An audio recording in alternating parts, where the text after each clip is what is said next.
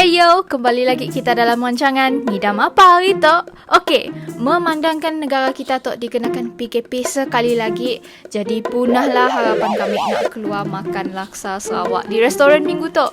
Tapi siapa, mun si dapat makan di kedai, kita boleh pola duit pun. Yes sah.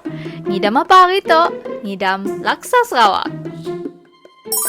Okey, bahan-bahan yang diperlukan untuk molah laksa Sarawak, of course pertama sekali bahan untuk kuahnya, kita perlukan 2 bungkus pes laksa Sarawak, sebungkus bihun, 5 ulas bawang merah, 4 ulas bawang putih, 1,5 inci halia, 1,5 inci lengkuas, 2 batang serai dan 2 kotak santan. Dalam tu kami make sure sikit je sebab si cukup tempat.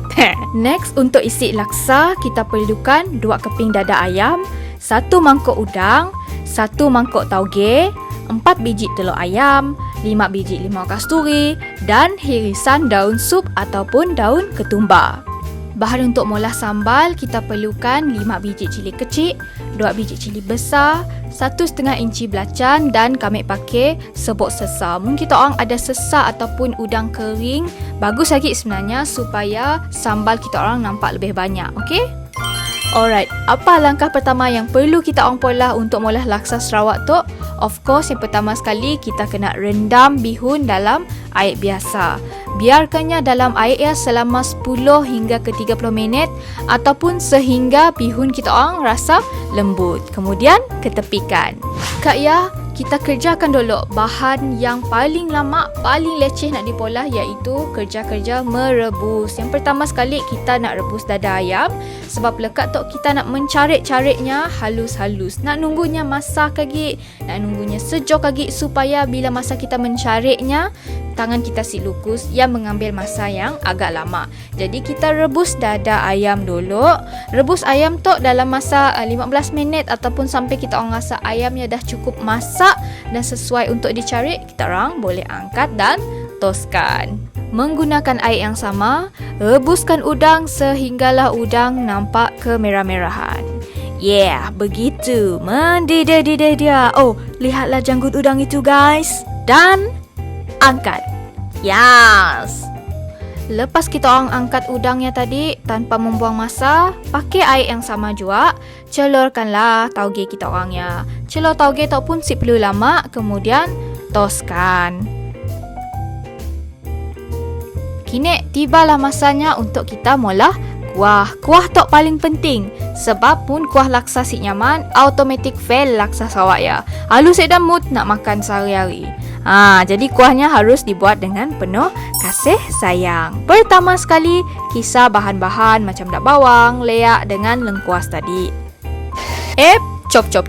Kita orang dah subscribe ke belum channel I Love Borneo tu? Mungkin kita orang belum subscribe, jangan lupa untuk tekan butang subscribe. Lekat ya, tekan sekali dengan butang notification. Jangan lupa juga untuk like dan share video tu banyak-banyak, okay? Alright. Teruskan. A few moments later. Lepas ya menggunakan air rebusan tadi, masukkan pala udang yang kita orang dah rebus tadi. Pala udang aja Lekat ya, masukkan pes. Untuk laksa tok kami pakai 2 pes jenama yang berbeza yang confirm nyaman. Alright. Kemudian masukkan bahan kisar. Jangan dilupa juga serai yang dah diketuk.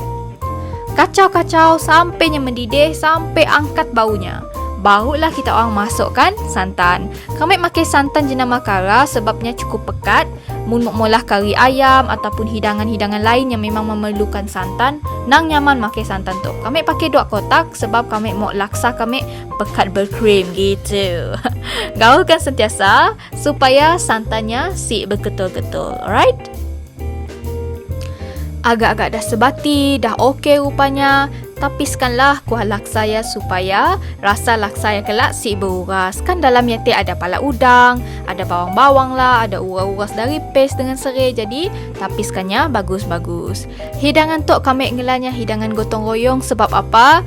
Sebab mu nak molah seorang nang si tekabe. Jadi mbak lah ahli keluarga kah, kawan-kawan kah molah sekali. Barulah laksa lebih enak dinikmati bersama.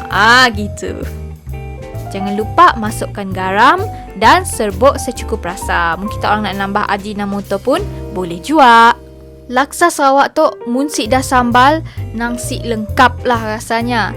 Jadi untuk mula sambal, kita kisahkan cili besar, cili kecil dan juga belacan. Kemudian kami tambahkan sedikit serbuk udang kering untuk menambahkan ataupun mengkayakan lagi rasa sambal ya.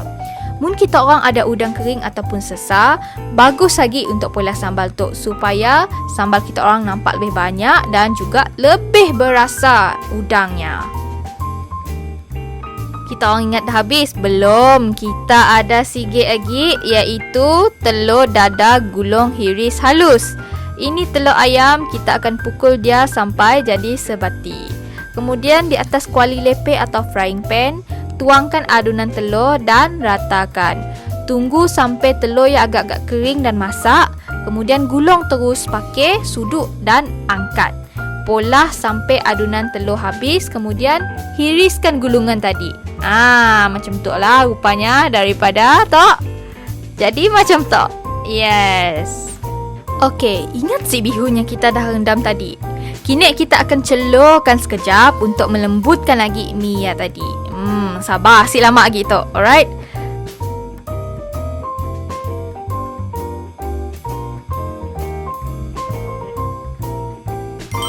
Tibalah masa untuk kita menghias laksa Sarawak. Masukkan bihun, kemudian masukkan kuah laksa. Semestinya ikut susunan tok lah sebenarnya. Mun kita orang mau campak-campak pun boleh juga. Kuah banjir kah, udang melobor kah yang terpulang dengan kita orang. Lepas kita masukkan kuah, kita engkah udang, kita engkahlah tauge, kita engkahlah cebisan ayam, kita engkahlah hirisan telur dadah, sambal belacan dan akhir sekali limau kasturi. Okey, ya bukan akhir sekali. Akhir sekali kita taburkan daun sup ataupun daun ketumbar sebagai hiasan. Dah siap. Contohlah laksa Sarawak, hidangan ikonik Sarawak yang nyaman dimakan, nikmat dihirup. Ngidam apa hari tu? Ngidam laksa Sarawak. Jumpa lagi di episod yang akan datang. Bye!